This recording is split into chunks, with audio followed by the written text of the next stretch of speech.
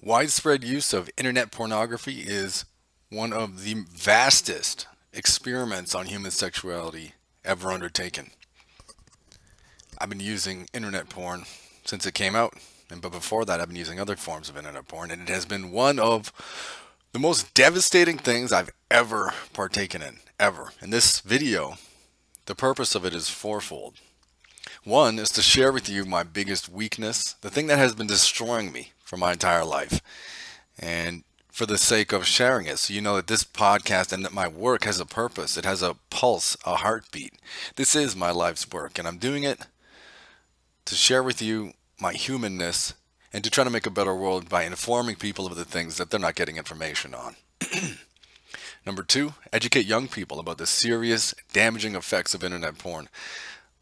The way I talk about it right now, my ongoing hypothesis is that it's the most damaging drug, addictive drug that exists. More than heroin, crack, cocaine, shopping, food, anything. It tops the list because it's innately tied to our reproductive system. So your body perceives it as a good thing, but really it's not at all because you're not spreading your genes like it thinks you are. Number three, to inspire others to quit porn and to start living. This thing has been holding me back my entire life, and we'll get into my life story and my history with porn soon, but I think you'll realize by the end of this that it is one of the most devastating things you could do, and a lot of people have no idea. So I want to inspire others by showing them the truth about internet pornography and what getting rid of it from your life and not watching it can do for you. And it's incredibly positive. Number four, to share with people what did and what didn't work for me for quitting pornography. So that way you can test out the things that maybe worked and combine and make a strategy for yourself. Only you know what's best for you. But this way I'll show you what worked for me, and you can model that if you like, if your goal is to quit porn and you're struggling. All right, here's what the timeline for me. The first time I ever masturbated to porn was at age 11. And here we are today, I'm at age 33. It took 22 years. It took many years before I even realized it was a problem too. But starting at age 11, that's when I first masturbated to porn. I remember it was at my buddy's birthday. It was like a sleepover. We were all in our separate sleeping bags in different parts of the room, and he had a box. If you're like 30 years old or older, you'll know about these things. These were amazing. Oh, he's got a box. The box is your access to pay-per-view. So if you have a box, I think his parents didn't even pay for pornography on pay-per-view. And somehow he like hacked into it. That was the beauty of these boxes. It was like really easy to get in there. Something tells me that maybe that's by design. I don't know. But anyway, we got free porn that night. And that was my first masturbation experience in 1996 at age 11. And I didn't stop there. You know, from that point on, it was like everything from like Sears magazines, like the brown underwear section. Those are the materials I would use. But also like TV shows like Fresh Prince, Ashley Banks, and what else? Britney Spears videos, other pop music videos where they dress like scandalously. And that was my material. And that's compared to today's constant streaming tube video sites of internet porn, it's pretty mild. That's important to note. I grew up just before the internet tube site, high-speed internet kind of came into existence. So for kids these days, this could be an even worse problem, which is why I'm putting this out there, because I'm going to give you a warning so that you can make an informed decision whether you want to go down this road or not and make porn a part of your regular part of your life. They say 12 to 17-year-olds are the most frequent users of internet porn. So, and school is not doing a job at telling you at all. There's no warning about this stuff. Very few. I mean, I've seen some exceptions to that, but it's not in the curriculum. It's messed up. So they're not teaching kids this. So I'm really hoping to reach a younger crowd with this so you can get this information. Anyways, birth of tube sites. That was like the online video streaming sites like Pornhub and all that stuff. That was 10 years, sorry, after I first began masturbating. Before that, you could access videos online, similar, but it would be through like Kazaa, a program called Kazaa where you download it through there. But these tube sites, at the click of a button, now you can access constant and unending stream of novelty, different genres, types, and many, many different uh, potential mates. So you could see more potential mates naked getting it on than you would than your ancestors would see in many lifetimes. So that's really significant. And it's also really compelling compared to like a porn magazine from back in the day or something. So 6 years later, after the birth of tube sites, I had an experience which kind of finally made me realize that porn was a problem in my life. I was 27 at the time, and I had met an 18-year-old beautiful blonde Serbian girl in high school, and so we were together and hanging out, getting to know each other, and all of a sudden it led to sex. So we're in the bedroom, and things did not go so well. You know what I'm talking about. And so that was when I realized it was a problem, and I needed to quit, that I wanted to quit. And this happens to many guys. The ones who really want to quit, it's because, not because they want to, because they have to, or they have no sexual future for reproduction or even pleasure, whatever their goals are. So 2012, that was my first serious attempt at quitting porn, and we'll get into what I did and attempted and what worked and what didn't soon. But I'm going to put that there as a landmark on the timeline. And here we are, 2019, at age 33, finally, victory. And I want to show you what I did to succeed, but that'll come at the end of this. Another purpose of this is to educate you. So let's get into the Coolidge effect. It's a very important concept. Without the Coolidge effect, there would be no internet porn. So what you're looking at on the screen, and if you're listening to this podcast, at the end of this show, I will give you a link that you can go to so you can see all these screens. You can see this graph we're looking at right now, and you can see the books I've written and also red light therapy devices if you want to support the show. But for now on the screen, we have a graph on the x-axis, female presentations. This comes from a RAM study, data from a RAM study. And on the y-axis, minutes to ejaculation. So basically it shows with a single partner, as the presentations increased or the sex sessions increased, it took longer to ejaculate, suggesting that the RAM's interest in that same partner as through each subsequent sexual session, the interest decreased. And that is marked in the brain by a decrease in the surge in dopamine in the reward center. But another group of rams, when they were exposed to a novel mate each time, it's like they would have sex, ejaculate, and then it would be like another mate. As long as it's a different mate, that ram in 2 minutes flat could finish the job and keep going and would continue to go until all mates are exhausted, to the point of exhaustion and almost death, like literally to the point of lack of health. And that's exactly the part of your mammalian brain, which is the same in rams and rats and other animals, all mammals, that pornography is working on. Pornographers know this. This is why there is unlimited novelty at the click of a button, and that's why modern porn, online video streaming is so compelling. That's why this drug is one of the most, if not the most dangerous in the world, and that you need to know about it. The Coolidge effect. Internet addiction brain studies. Some will deny that it's an addiction, but as Terry Crews said, there's a really good video, Terry Crews, actor online, talking about he had a porn addiction. And he was saying he's like, some people might not say it's an addiction, but if day turns to night and you're still watching porn, you probably got a problem. And he's right about that. And the evidence from the scientific literature also agrees with that. Here are 10 studies on the screen confirming that constant novelty at a click can cause addiction. And these were all on internet addiction, which wasn't specifically porn addiction, but it did include it. So this is a real widespread epidemic of internet addiction happening here. And another way that you can be addicted to the internet is, for example, social media, where you have this like homepage and you scroll down and you have all this new and novel information and posts coming out, new content. That's the exact same concept, and that is also addictive. So beware of that. The breaking point for most guys, as it was for me, is erectile dysfunction. A survey by the Italian Society of Andrology and Sexual Medicine in 2011 found that internet porn is killing young men's sexual performance. And it is indeed erectile dysfunction that leads a lot of guys to want to quit. And that's where this phenomenon sprung up, where called NoFap.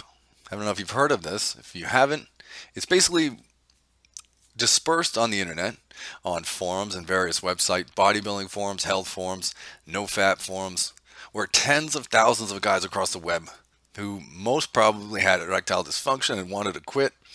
So they quit porn for 90 days to reset the pleasure center in the brain and regain the balance from the imbalance caused by the addiction. And then they experienced the benefits. So basically, the benefits that they experienced would have been there, but they were being suppressed by the addiction itself. So this shows anecdotally, with thousands of different accounts of different guys who don't know each other and sharing their experience online. It shows what porn and the addiction to porn is actually doing, and the benefits you can receive if you are addicted, if you stop. Benefits so fantastic that some say not watching porn gives them superpowers. So it seems like superpowers when you get rid of the thing inhibiting how you normally would be, how you get rid of that addiction and the normal you that springs up from that, birthed from eliminating that compulsive behavior, is incredible. So here is one testimonial. I'm going to give you a few right now. Just some testimonials of guys who have quit porn after being addicted to it for a number of years and the benefits that they received from that. This from a male in his late 20s. I've been to psychologists and psychiatrists for the last 8 years.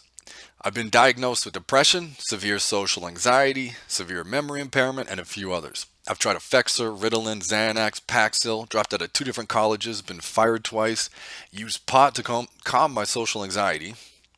I've been approached by a few women, I guess due to my looks and status, but they quickly flew away due to my incredible weirdness. I've been a hardcore porn addict since age 14. For the last 2 years, I've been experimenting and finally realized that porn was an issue. I stopped it completely for 2 months. 2 months ago. It's been very difficult, but so far incredibly worth it. I've since quit my remaining medication. My anxiety is non-existent. My memory and focus are sharper than they've ever been. I feel like a huge chick magnet and my ED is gone too. I seriously think I had a rebirth and a second chance at life. Here's another one from a former porn addict who quit. I feel like the next Sir Isaac Newton or Leonardo da Vinci. Since I quit a month ago, I've literally started a business, taken up piano, been studying French every day, been programming, drawing, and have more awesome ideas than I know what to do with. My confidence is sky high. I already feel like I can talk to any girl. I'm the same guy who took 2.5 extra years to graduate from college because of procrastination and depression. And one more from Stan. A few words on how life is after almost a month about orgasm. I'm amazed. I feel more confident than ever, especially at work with its many demands and stresses. I have been able to keep lucid and cool despite a heavy workload and pressure recently. I managed to socialize effortlessly while normally doing so is effortful for me. In general, I feel as if the world at large is nicer to me. People tend to respond and interact positively with me. So, based on all these accounts of experiences from men and boys, I guess, all across the world, and the benefits they received after quitting, we can learn the effects and the side effects of watching porn. And so, in addition to the erectile dysfunction, which for many guys inspires them to actually quit, that's the primary motivation behind people who first started to quit and see these benefits. We've got a pretty good list here. Social anxiety, depression, concentration problems, low motivation, performance anxiety, obsessive compulsive disorder, low energy, low confidence, low self-esteem, and irritability. And I don't know if you noticed, but many of these are diagnosed by doctors, and then the person who is experiencing these symptoms is medicated with anti-anxiety, antidepressant pills. But as we've seen it from many accounts, including one we just went over, stopping the porn addiction actually eliminated all of these. So what you can deduce from that is that if you're experiencing these and you watch porn, that could be the literal cause of it. And getting rid of your porn addiction and quitting pornography could completely eliminate that and solve your problem without any kind of pills or drug interventions. So for me, after my horrible experience with erectile dysfunction, I wanted to quit. So these are the strategies over the years that I've used. They've had varying degrees of success. I think they're all important in the end. It's a process to go through. But to anyone who's trying to quit and having a difficult time like myself, I want to share these with you so you can see what worked and what didn't. Step one for me, after I first had the experience of ED and wanted to quit porn, I realized I needed some big changes. So I wanted to find myself. I actually left Canada and went to Costa Rica on a work exchange program for 2 months. So there it was in the heart of the Costa Rican jungles at a place called Finca Bella Vista, which translates from Spanish to English to farm with a beautiful view. It was in the heart of the jungle, and where I had a work exchange program. I would, in exchange for my work, 30 hours a week, have a place to eat or a place to stay and food included. So that was a life-changing experience for sure. And my abstinence from porn was about a month, and things got good as time went on, as I started to heal. I definitely had some serious withdrawal symptoms, which made it really difficult. And then after about 3 weeks, I met a girl there, and we hit it off. It went well. We bonded, and then a couple weeks later, maybe we had sex, and things started going downhill a little bit there. I felt like this irritability because I wasn't allowing myself to completely reset my brain.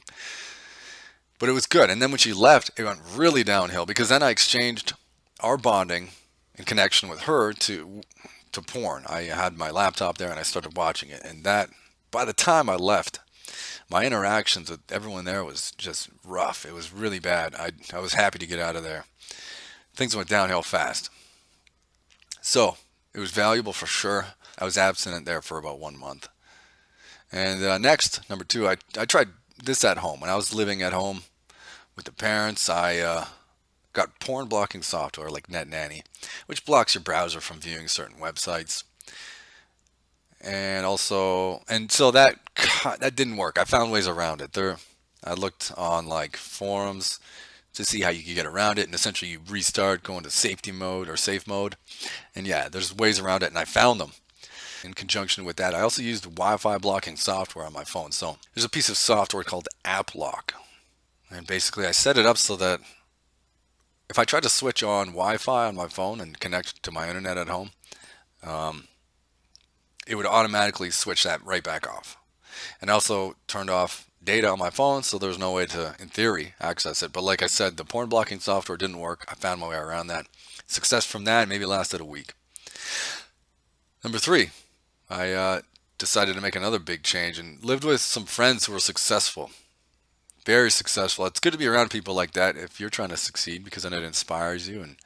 And they say you are the sum total of your 4 or 5 best friends or whatever. So it was good. It was a good experience. I think it was a good strategy. When you're living with people who have their life together, it's like that rubs off on you, and you really kind of want to live up to that standard as well, and not just sit in your room and masturbate all day.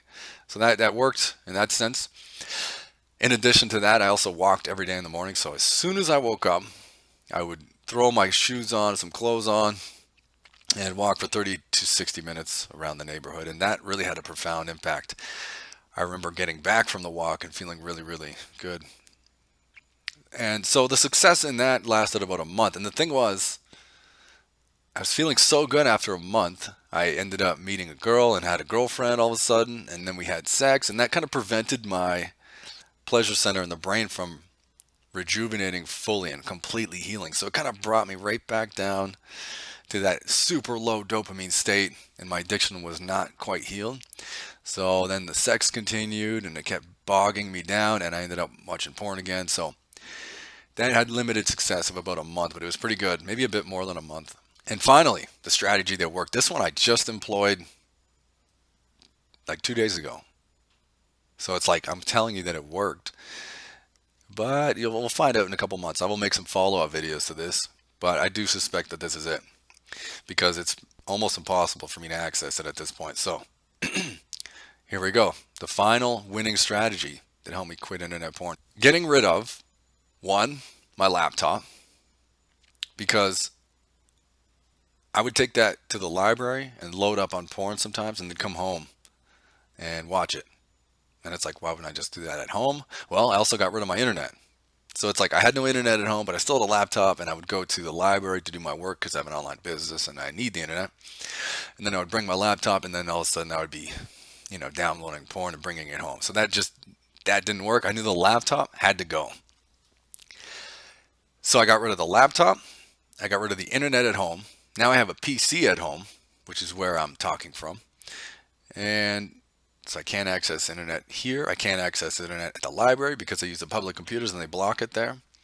I took off the data on my phone, so I can't access it there. And a couple other things that are pretty key. I got rid of my girlfriend. These are massive sacrifices. This is huge. The reason why is because when we first started dating, we had sex, not right away, but maybe within like 5 dates or something. Pretty typical.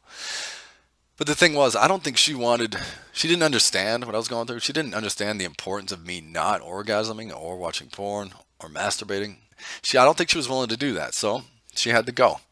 I got to take care of myself, and in doing so, I'll take care of everyone in this world, and that way everyone's happy. And I think that's the most noble way to live your life. And another bonus, I also noticed I got rid of my TV.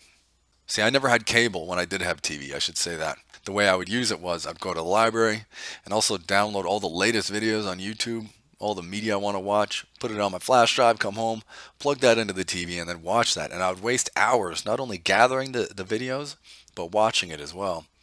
And I realized I want to spend my time reading, not sitting in front of a TV. TV viewing and screen watching is very passive. It's a completely different activity than reading. And I have so many books on my shelf that I want to read, and there's a library full of amazing literature out there that I want to read more. So I'm going to spend my goal is to spend 3 hours in the morning and 3 hours at night reading. And I will have that time because I've freed it up. No more TV. So this is my strategy here. Getting rid of my laptop, getting rid of my internet at home, taking off phone data, getting rid of the girlfriend so I have no temptations to have sex, and I'm free to abstain from all forms of orgasm for that 90-day period. And as a bonus, not watching TV, because I also think that downloading those novel videos at the library and bringing it home and watching it was a very similar activity to kind of downloading porn and coming home and viewing it. It's giving me that spike of dopamine. So I knew TV had to go. So some people may call this extreme, but you know what? Here's a quote from William Blake. "The road to excess leads to the palace of wisdom, for we never know what is enough until we know what is more than enough." So I want to go to extremes here. This is what I do in my life. Whether it's like with diet, trying all these extreme fad diets to figure out which one is right. I've done all that in the past, and I have lots to say about that, but that'll be in different videos. But as far as this goes, I wanted to go to extremes because that's how you learn the most, as this quote eloquently puts it. So all these things are part of my program, and that's it. I'm going to follow up, like I said, and let you know how it goes. And yes, there are things in these sacrifices that are good that I'm kind of missing out on, but you do a cost-benefit analysis, it's well worth it, because what I'm pursuing here is a meaningful life where I teach everything I know in all these videos. Ultimately, I realized that this podcast and these videos and the work I do on EndAllDisease.com, it's either that or the porn addiction. One has to go. So I'm sacrificing the porn addiction and doing everything that I think is necessary in order to make that happen, in order to have a fulfilling life where I make a better world by informing people about the information they're not getting. So whenever you quit an addiction, well, you're going to deal with withdrawal symptoms. So I wanted to figure out if there's a way to minimize those and to speed up the process of recovery for myself. So it's important to know what the withdrawal symptoms might be. So here's a quote from Andy on his withdrawal symptoms and his experience quitting porn. "I have given up orgasms for about 6 weeks, and the withdrawal, as it turns out, was harder than cocaine, opiates, booze, or nicotine. I spent a solid week weeping every night after returning from the university where I teach. I couldn't sleep. I had almost zero appetite. The thought of dating made me want to curl up into a ball and quit. But here I am. I feel free. 6 months later, I have fallen in love just this month. We are taking things slower than I've ever done before in my life, which is totally rewarding on all levels of my being." So, pretty significant withdrawal symptoms that Andy's been having here in his experience. Literally crying after teaching at his university. So this is a professor going home and crying. He had almost zero appetite, couldn't sleep, didn't want to date, was terrified of it. Now he feels free, and now he's in love. Significant withdrawal symptoms. So, withdrawal strategy. Here's mine. Red light therapy.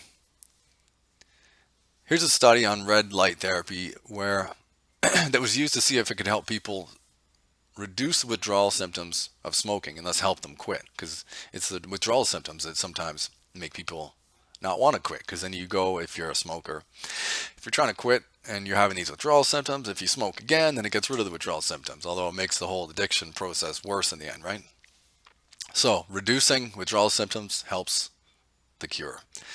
And for me, if you can see on the right side of the screen, this is a full body red light therapy device. This is what I use every single day.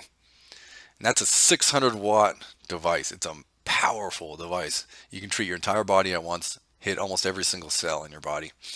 And if you rotate during treatment a couple times, then yeah, you can get every cell. And that's incredible. But in this particular study, it was published in 2008 in the Journal of Chinese Medicine. And what they looked at, well, here's the title. Low-level laser for stimulation of acupoints for smoking cessation, a double-blind placebo-controlled randomized trial. So basically the aim was to determine whether the application of laser acupoint stimulation to previously reported effective ear and body acupuncture points was successful in reducing the physical symptoms of withdrawal in people with smoking addiction. So there were 3 groups. Group A had 3 laser therapy treatments on days 1, 3, and 7. And on day 14, they had a sham treatment. Group B had 4 laser treatments on days 1, 3, 7, and 14. Group C had 4 sham treatments, so no treatments at all. They were disguised as treatments, though. So not surprisingly, groups A and B achieved a higher rate of non-smoking than group C. So red light therapy is effective. And now is a question of how many treatment sessions, which one's more effective, the 3 or the 4. Not surprisingly, 4 treatments were more effective. And here are the conclusions. Subjective data reported a lessening of withdrawal symptoms after laser treatment. And the conclusion, laser acupoint stimulation can assist in smoking cessation by reducing the physical symptoms of withdrawal. Now, if you know anything about addiction, you'll know that they all work in the same way. The withdrawal symptoms are caused by starvation or a lack of dopamine in the pleasure center of the brain, whether it's smoking, whether it's food, whether it's shopping, whether it's crack cocaine or heroin. It doesn't matter. It's all the exact same thing, including porn. So basically you have a period where when you're trying to quit, your dopamine is extra low, and that's what causes the withdrawal. So in theory, and I don't know if they've discussed the mechanisms, I haven't read the entire study, but in theory what it's going to do is by optimizing cellular energy production, which is what red light does when it's absorbed by cells, it will help the body produce dopamine more quickly and help it reset. And so this is my strategy. Every single day, boom, full body red light therapy. We have evidence right here that it can help reduce withdrawal symptoms in addicted people. This will help you recover for anyone addicted to porn or anything else. Red light therapy. It's a beautiful thing. And lastly, I want to send out a message here to young people. I want my work to reach young people because there's so much useless information out there. I really want to put out what's important. That's the purpose of my work, is to teach everything I've learned and accumulated over the past 15 years. The things that I think are most important for not only like creating a happy life, but a meaningful life where you help reduce the suffering in this world, as Dr. Jordan Peterson would recommend as a way of living. So you have basically, as far as relationships and love and and sexuality and your interaction with the opposite sex in your life, you basically have 2 options. And I want to say that culture is lying to you, because it only gives you one perspective, and it's not the one that leads to your well-being. So if you're on the screen now, you got basically what your culture stems from. It comes from basically TV and movies. So this is where these messages are coming through. But what they're saying is things like have sex with as many people as you can, never get married, never have kids, all these things. So if you live a life like that, of like hedonism, where you're seeking pleasure all the time, that's what you're led to believe leads to happiness and fulfillment. But it's a lie. The evidence on what creates a happy and fulfilling life is clear. Natasha Burton of the Huffington Post has reviewed the data, and the most powerful number one factor has been found to be a long-lasting, stable relationship and family. This is what she concluded after looking at all the research. Our data suggests that married people are happier than they would have been if they didn't get married. Marriage protects against age-related declines in happiness.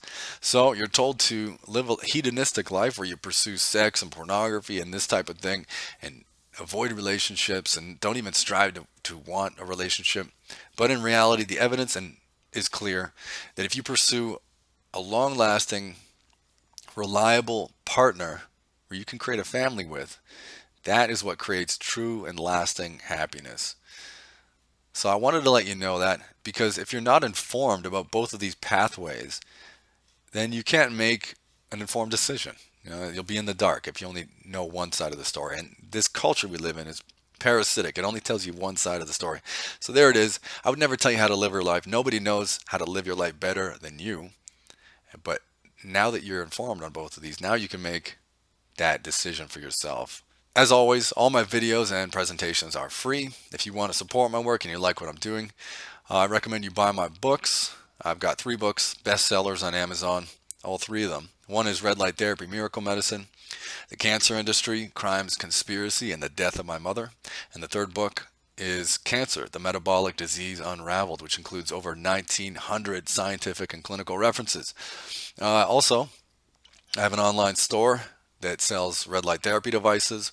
Each of our red light therapy devices, small, medium, and large, contain the 4 most readily absorbed wavelengths of near infrared and red light.